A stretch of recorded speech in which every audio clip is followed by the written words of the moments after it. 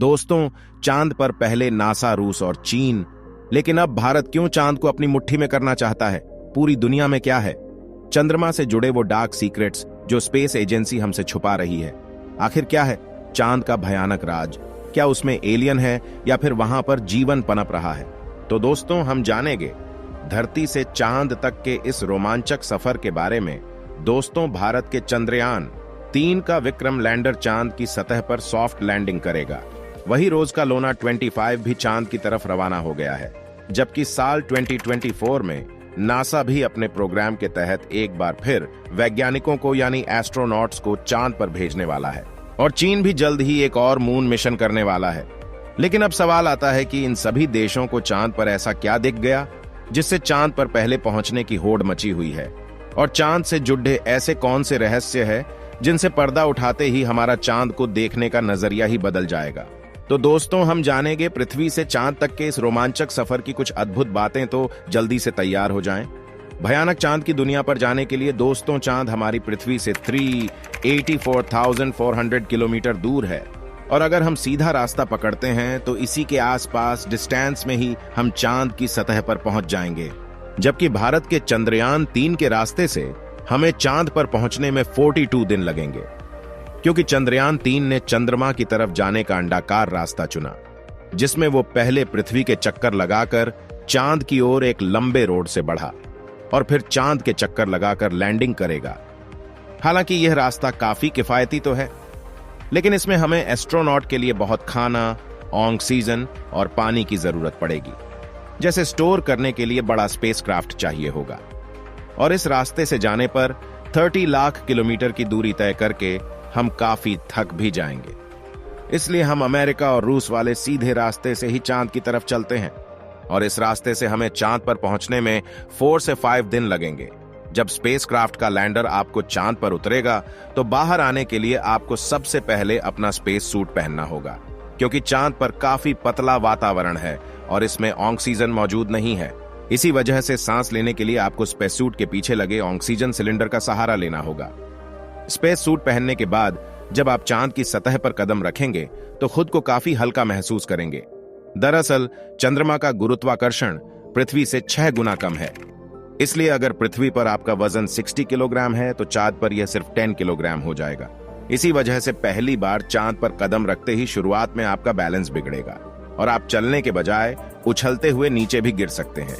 इसलिए चांद की सतह पर संभल कर कदम रखना जरूरी है। खैर, अब चांद की सतह की बात करें तो यहाँ पृथ्वी की तरह सीधे रास्ते नहीं बने हुए, बल्कि चांद की सतह ऊबड़ खाबड़ है। और यहाँ जगह जगह पर चट्टाने, पहाड़ और बड़े बड़े क्रेटर यानी गड्ढे हैं। चांद पर ये गड्ढे तो 20 सालों से गिर रहे हैं। ये गड्ढे उल्का पिंडों की वजह से बने हैं और ये 100 सेंटीमीटर से लेकर 25 किलोमीटर तक बढ़े हैं। वहीं चांद की मिट्टी यानी कि मून सॉइल बिल्कुल ज्वालामुखी से निकलने वाली राख जितनी पतली है और इसका रंग भी पृथ्वी की मिट्टी से ज्यादा डार्क, बिल्कुल सीमेंट की तरह होता है। इस मिट्टी में खुरदरापन ना होने की वजह से आप जैसे ही इस पर कदम रखेंगे तो आपके पैरों के निशान बन जाएंगे, जिसकी वजह से चांद पर सबसे पहले कदम रखने वाले एस्ट्रोनॉट नील आर्मस्ट्रांग और बज एल्ड्रिन के पैरों के निशान आज भी मौजूद है। और चांद की खूबसूरत जमीन देखने के बाद साथियों, आप अपनी नजरें जब ऊपर की तरफ करेंगे तो आपको हमारी पृथ्वी भी दिखाई देगी। जैसे पृथ्वी पर चांद का उदय होता है, वैसे ही चांद पर भी पृथ्वी का उदय होता है। बस फर्क इतना है कि पृथ्वी से देखने पर चांद काफी छोटा लगता है, लेकिन चांद से देखने पर पृथ्वी बहुत बड़ी दिखाई देती है और यहाँ से धरती की खूबसूरती देखकर आप खुश हो जाओगे।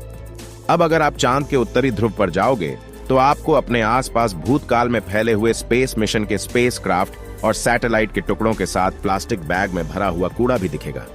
ये कूड़ा नासा के उन 12 एस्ट्रोनॉट्स ने फेंका है जो चांद पर जा पाई। दरअसल इन बैग्स में इनका मल, मूत्र और खाने के रैपर्स और बिस्किट है। अगर आप चांद के दक्षिणी ध्रुव पर उस जगह उतरते हैं जहां 4 साल पहले चंद्रयान-2 क्रैश होकर गिरा था, तो वो आज भी वहां आपको उतनी बुरी कंडीशन नहीं मिलेगा, क्योंकि क्रैश होने के बाद ना तो वह बारिश और ना ही तूफानी बवंडर से रूबरू हुआ है। इसीलिए अगर आप उसे अपने स्पेसक्राफ्ट में फिट करके पृथ्वी पर वापस ले आए तो उसे ठीक करके वापस भेजा जा सकता है। दोस्तों, आप यहां तो जानते ही होंगे कि स्पेस के सभी ऑब्जेक्ट्स पर अचानक उल्का पिंडों की बारिश हो जाती है। यह तो अच्छा है कि पृथ्वी की मैग्नेटिक फील्ड इन उल्का पिंडों को या तो साइड में धकेल देती है, या फिर ग्रेविटी और एटमॉस्फेयर इसे धरती तक पहुंचने के पहले ही जलाकर राख कर देते हैं। लेकिन चांद की मैग्नेटिक फील्ड पृथ्वी के मुकाबले काफी कमजोर है। इसकी ग्रेविटी भी कम है और यहाँ घना वातावरण भी मौजूद नहीं है। इसी वजह से चांद पर लगातार उल्का पिंडों की बारिश होती रहती है। ऐसे में कोई भी उल्का पिंड गिरकर आपको पल भर में मौत के घाट उतार सकता है। इसलिए आपको उल्का पिंडों पर नजर लगाए बैठे कमांड सेंटर के वैज्ञानिकों से लगातार संपर्क बनाए रखना होगा। अब अगर आप सोच रहे हैं कि आप अपने किसी दोस्त या फिर लाइफ पार्टनर को चांद पर साथ लेकर मजे लेते हुए अपने मून मिशन पर काम करें, तो आपको बता दें कि ऐसा मुमकिन नहीं है, क्योंकि चांद पर वातावरण ना होने की वजह से साउंड वेव चल नहीं पाते। यानी कि अगर आप अपने साथी को कुछ बोलेंगे तो वह आपके होंठ चलते हुए तो देखेगा, लेकिन आपकी आवाज नहीं सुन पाएगा। इतना ही नहीं, चांद पर आपको अपनी आवाज तक नहीं सुनाई देगी, मानो जैसे मोबाइल की तरह किसी ने आपको भी साइलेंट मोड पर डाल दिया हो। तो दोस्तों, आपको चांद का भयानक सफर करके कैसा लगा? अगर यह वीडियो आपको अच्छा लगा हो तो एक प्यारा सा लाइक और ऐसे वीडियो को देखने के लिए चैनल को सब्सक्राइब करें। वीडियो देखने के लिए धन्यवाद। जय हिंद, वंदे मातरम।